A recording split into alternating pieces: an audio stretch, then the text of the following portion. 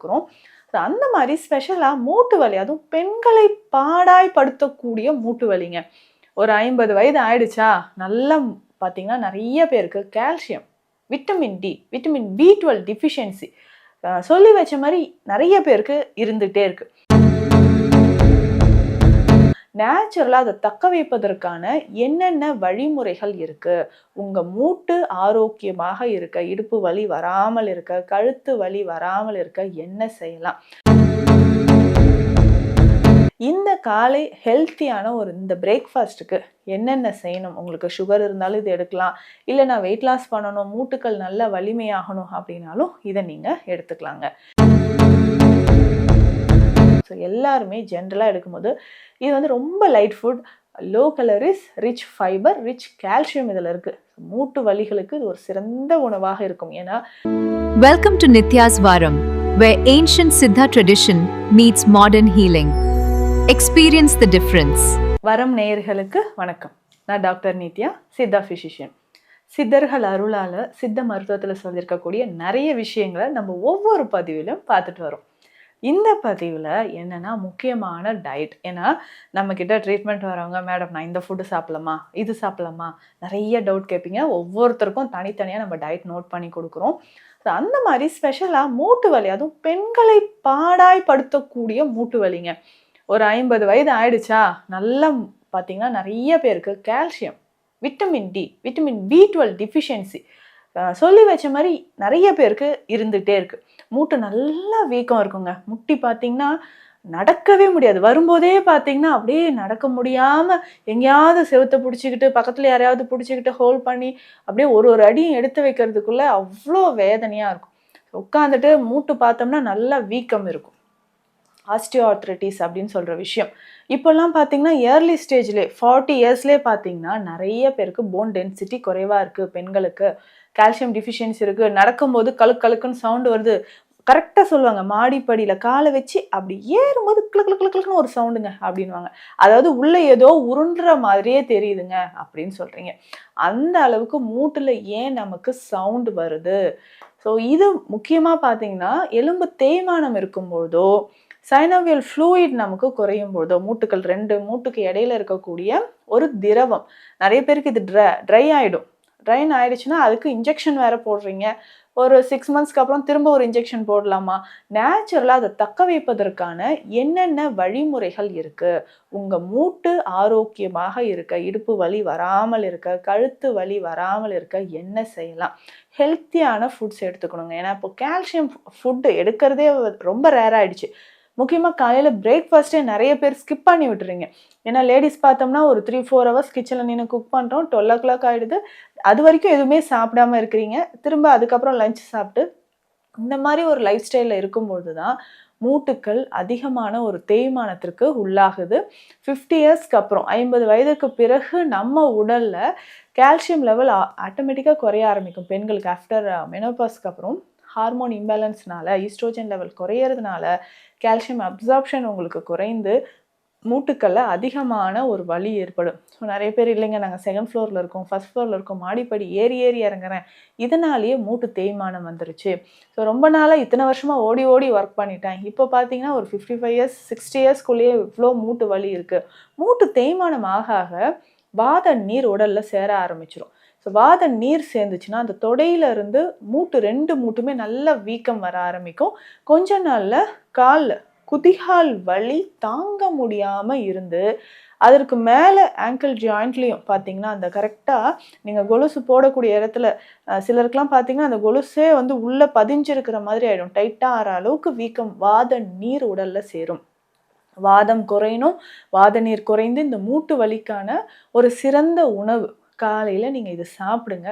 ஹெல்த்தியாக இருக்கலாம்.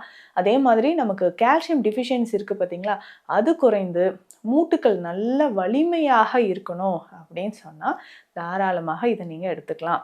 சரிங்க, இந்த காலை ஹெல்த்தியான இந்த பிரேக்ஃபாஸ்ட்டுக்கு என்னென்ன செய்யணும்? உங்களுக்கு சுகர் இருந்தாலும் இது எடுக்கலாம், இல்லை நான் வெயிட் லாஸ் பண்ணணும், மூட்டுக்கள் நல்ல வலிமையாகணும் அப்படின்னாலும் இதை நீங்கள் எடுத்துக்கலாங்க. சரி, இதற்கு நமக்கு என்னென்ன தேவை அப்படின்னு பார்த்தீங்கன்னா, முதல்ல மூங்கில் அரிசி எடுத்துக்கோங்க. 1/2 கிலோ அளவுக்கு மூங்கில் அரிசி ஸோ ஒரு முறை இதை நீங்கள் ரெடி பண்ணி வச்சுட்டிங்கன்னா உங்களுக்கு ஒரு 2 மாதம் கூட உங்களுக்கு வருங்க. ஸோ 1/2 கிலோ அளவுக்கு மூங்கில் அரிசி, அதுக்கப்புறம் என்ன தேவைப்படும்னா 1/2 கிலோ அளவுக்கு கருப்பு உளுந்து எடுத்துக்கோங்க. ஸோ உளுந்து எலும்புகளுக்கு ரொம்ப நல்லது. ஸோ மூட்டு வலி இருக்குது, இடுப்பு வலி இருக்குது, செர்விக்கல் பெயின், செர்விக்கல் ஸ்பான்டிலோசிஸ், இதனால் பார்த்தீங்கன்னா கழுத்து, இந்த தோள்பட்டை, கை வரைக்குமே எனக்கு அப்படியே பெயின் ரேடியேட் ஆகுது அப்படின்னு சொல்லுவீங்க. அந்த அளவுக்கு எலும்பு தேய்மானம் இருக்குது, டிஸ்க் பல்ஜ் இருக்குது. அது எல்லாமே சரி செய்யறதுக்கு கருப்பு உளுந்து நம்ம எடுத்துக்கணும். இதனோட பார்த்தீங்கன்னா கருப்பு கவுனி அரிசி எடுத்து வச்சுக்கோங்க. ஸோ இது எல்லாமே 1/2 கிலோ அளவுக்கு நம்ம எடுத்துக்கணும். ஸோ இதனோட பார்த்தீங்கன்னா திணை, ஸோ திணை ஒரு 1/2 கிலோ அளவுக்கு எடுத்துக்கோங்க. ஸோ இது எல்லாமே நமக்கு அதிகமான கால்சியம் தரக்கூடியது. ஸோ இதனோட 1/2 கிலோ அளவுக்கு கேழ்வரகு எடுத்துக்கோங்க. ஸோ இந்த பொருட்கள் எல்லாமே ஈக்குவல் அமௌண்ட் 1/2 கிலோ அளவு தாங்க நம்ம எடுக்க போகிறோம். இது எல்லாமே நல்லா வாஷ் பண்ணிவிட்டு கொஞ்சம் கொரகொரப்பாக, நல்ல பவுடராக அரைக்க வேண்டாம், குருணை மாதிரி அரைச்சி எடுத்து வச்சுக்கோங்க. அவ்வளோதாங்க. ஸோ இதை நம்ம கஞ்சியாக ரெடி பண்ண போகிறோம். இது ப்ரிப்பேர் பண்ணுறதுக்கு எப்படி நம்ம ப்ரிப்பேர் பண்ணலான்னு சொல்கிறேன். உங்களுக்கு எந்த அளவுக்கு தேவையோ அந்த அளவுக்கு இதை எடுத்துட்டு ஒரு 10 மினிட்ஸ் இந்த குருணை மாதிரி நம்ம அரைச்சி வச்சுருக்கோம் இல்லைங்களா, ஒரு 10 நிமிடங்களுக்கு இதை அப்படியே ஊற வச்சுருங்க. அதுக்கப்புறம் இதை நம்ம கஞ்சியாக ரெடி பண்ண போகிறோம். ஸோ வழக்கமாக நம்ம ரெடி பண்ணுறதுக்கு உங்களுக்கு என்ன வெஜிடபிள்ஸ் வேணுமோ அதை கட் பண்ணி எடுத்து வச்சுக்கோங்க. சின்ன வெங்காயம், இஞ்சி, பூண்டு, கருவேப்பிலை மறக்காமல் இதனோட சேர்க்கணும். கண்டிப்பாக இதனோட சீரகம் சேர்க்கணும். ஸோ கொஞ்சம் நீங்கள் கீயோ இல்லை ஆயில் விட்டுட்டு இதை எல்லாமே ஒன்றா சேர்த்து, ஸோ கொஞ்சமாக நம்ம தாளிதம் செஞ்சுட்டு, சீரகம்லாம் போட்டு தாளிதம் செஞ்சுட்டு, ஸோ இந்த சின்ன வெங்காயம், வெஜிடபிள்ஸ், இஞ்சி, பூண்டு எல்லாமே போட்டு லைட்டாக ஃப்ரை பண்ணிக்கோங்க.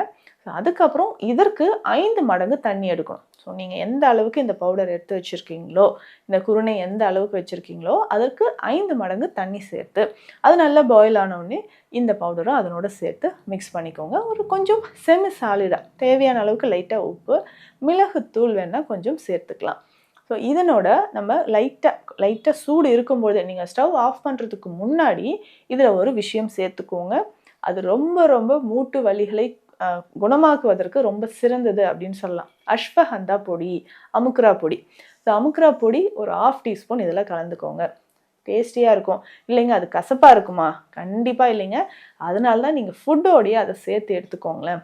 நல்ல நமக்கு மூட்டுக்கள் வலி குறையிறதுக்கு இந்த பிரேக்ஃபாஸ்ட் உங்களுக்கு நல்லாவே ஹெல்ப் பண்ணுங்க. ஒரு 1/2 டீஸ்பூன் அளவுக்கு அமுக்ரா பொடி அதில் சேர்த்து மிக்ஸ் பண்ணி வச்சுக்கோங்க. ஸோ இது ஒரு கொஞ்சமாக உங்களுக்கு உப்பு பார்த்தீங்கன்னா நிறைய சேர்க்கணும்னு கிடையாது, 1/2 சால்ட் போட்டுக்கோங்க. போட்டுட்டு ஸோ இதை காலையில் பிரேக்ஃபாஸ்ட்டாக எடுத்துக்கிட்டே வரலாம். ஸோ இன்னொரு முக்கியமான விஷயம், இதில் கொஞ்சம் 1/2 ஸ்பூன் அளவுக்கு முருங்கைக்கீரை பவுடர் இருந்தாலும் இதனோட சேர்த்துக்கோங்க. உங்களுக்கு நல்ல ரிசல்ட் இருக்கும். ஏன்னா முருங்கைக்கீரை பவுடர் இப்போ கீரையாக கிடைக்கிறது இல்லை. மார்க்கெட்டில் பார்த்தீங்கன்னா முருங்கைக்கீரை பவுடர் நிறைய இடங்களில் உங்களுக்கு அவைலபிளாக இருக்கும். அது ஒரு 1/2 டீஸ்பூன். அப்போது அமுக்ரா பொடி, முருங்கைக்கீரை பொடி ரெண்டுமே இதனோட சேர்த்து காலை உணவாக எடுத்துக்கலாம். ஸோ எல்லாருமே ஜென்ரலாக எடுக்கும்போது இது வந்து ரொம்ப light food, low calories, rich fibre, rich calcium இதில் இருக்குது. மூட்டு வலிகளுக்கு இது ஒரு சிறந்த உணவாக இருக்கும். ஏன்னா நம்ம ஸ்பெஷல் மெடிசன்ஸ் நிறைய கொடுக்குறோம். வாத சாந்தி கஷாயம் கொடுக்குறோம், வாத நாச மாத்திரைகளை கொடுக்குறோம். ஸோ இந்த மாதிரி மருந்துகளை நீங்கள் எடுக்கும்பொழுது இதனோட இந்த உணவு ரொம்ப முக்கியம் இல்லையா? ஸோ அதனால தாங்க இந்த பதிலில் சொல்கிறோம். உங்களுக்கு மூட்டு வலி, ஆஸ்டியோ ஆர்த்ரைட்டிஸ் இருக்குது, எலும்புகள் தொடர்பான பிரச்சனைகள் இருக்குது, அதற்கான சித்த மருத்துவ ஆலோசனைகள் தேவைப்பட்டால் ஸ்க்ரீனில் இருக்கிற நம்பருக்கு கால் பண்ணுங்கள். நன்றி. Welcome to Nitya's Varam, where ancient Siddha tradition meets modern healing. Experience the difference.